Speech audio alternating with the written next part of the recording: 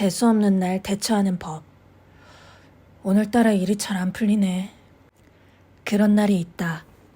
아침에 버스를 놓치는 흔한 일에서 시작된 오늘의 불운이 하루 종일 나를 쫓아다니는 것만 같은 날. 오후에는 상사한테 괜한 짜증을 듣고 중요한 메일에 치명적인 오타를 내는 것으로 부르는 정점을 찍는다. 이런 날은 우연히 좋은 일이 생기더라도 주목하게 되지 않는다. 이미 재수없는 날이라는 확신을 가졌기 때문에 누군가의 선의도 쉽게 믿지 못한다. 이런 경우도 있다. 어떤 사람이 눈에 거슬리면 그 사람이 뭐래도 마음에 들지 않는다. 나에게 살갑게 다가오면 가식을 부린다고 생각하고 반대로 무뚝뚝하게 굴면 괜히 도도한 척하는 것 같다. 이미 그 사람에 대해 일방적인 이미지를 만들고 웬만해서는 그 편견을 깨려는 노력도 하지 않는다. 위의 상황을 나타내는 심리학적 근거가 바로 확증 평양이다. 자신의 신념과 결정에 부합하는 정보에만 지나치게 주목하는 것을 말한다.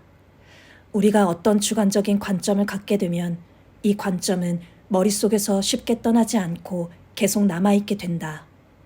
그러다 보면 우리는 자연스럽게 그 관점을 뒷받침할 수 있는 정보를 찾는 경향이 강해진다.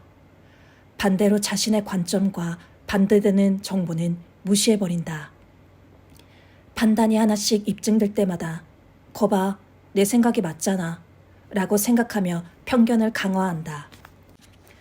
예를 들어 내가 짝사랑하던 상대가 나를 좋아한다는 생각이 드는 것은 지극히 주관적인 확신이다. 이 확신을 입증하기 위해 나는 관점을 뒷받침할 수 있는 정보를 모으기 시작한다. 상대가 나와 같은 강의를 듣고 같은 마트를 다닌다는 정보를 근거로 이렇게 생각한다. 이렇게 우연히 반복된다는 게 말이 돼?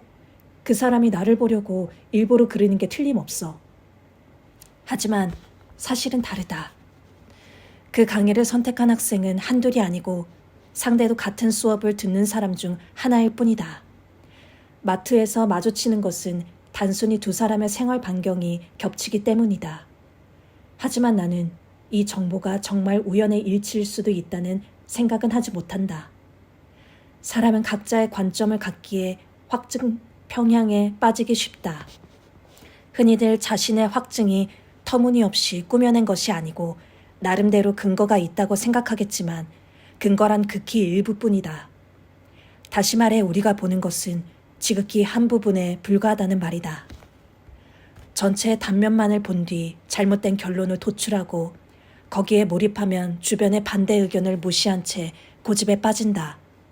어떻게 하면 확증 편향에 빠지지 않을 수 있을까? 딱 하나.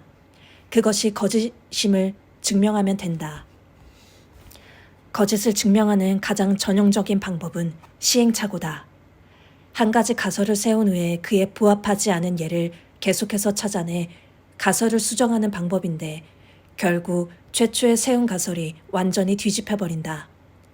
앞에서 얘기한 재수없는 날을 예로 들자면 그러한 날이 존재한다고 생각하는 것이 스스로 세운 가설이다. 그 다음 해야 할 일은 늘 하던 대로 재수없는 에피소드를 찾아내 그날이 확실히 재수없는 날이라는 것을 확신하는 것이 아니다. 적극적으로 행운의 요소를 찾아내 잘못된 가설을 뒤집어야 한다. 지각은 했지만 밤새워 작성한 보고서가 좋은 피드백을 받았다거나 갑자기 회사 컴퓨터가 다운됐다는데 노트북을 가져온 덕에 무사히 일할 수 있었다는 등의 좋은 정보들을 모으려고 노력해야 한다.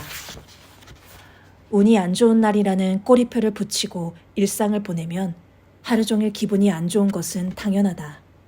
확증 편향의 그림자를 줄이는 노력을 해야 상황을 정확히 읽는 분별력이 생기고 사람을 제대로 보는 안목을 가지게 될 것이다.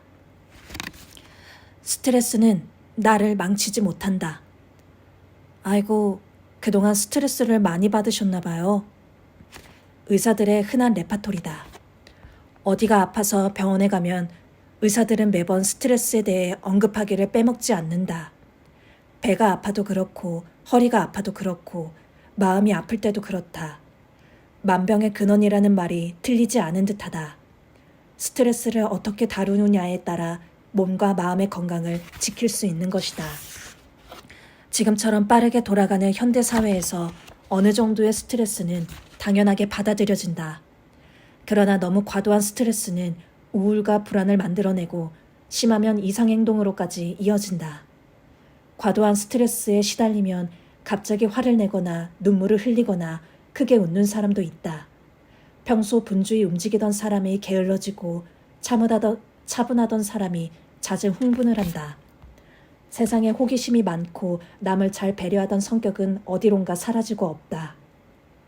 무딘 성격의 사람들은 누적된 스트레스가 마음이 감당할 수 있는 용량을 훌쩍 넘겨버렸다는 것을 눈치채지 못한다. 몸의 한가운데가 아프고 나서야 자신이 지치고 힘들었다는 것을 깨닫는 경우가 많다. 조금 늦긴 했지만 괜찮다. 몸의 경고 신호를 심각하게 받아들이게 됐다면 그것이 자신을 돌보는 일의 시작이기 때문이다. 스트레스가 자신을 망가뜨린다는 것을 자각했다면 스트레스와의 싸움을 시작해야 한다.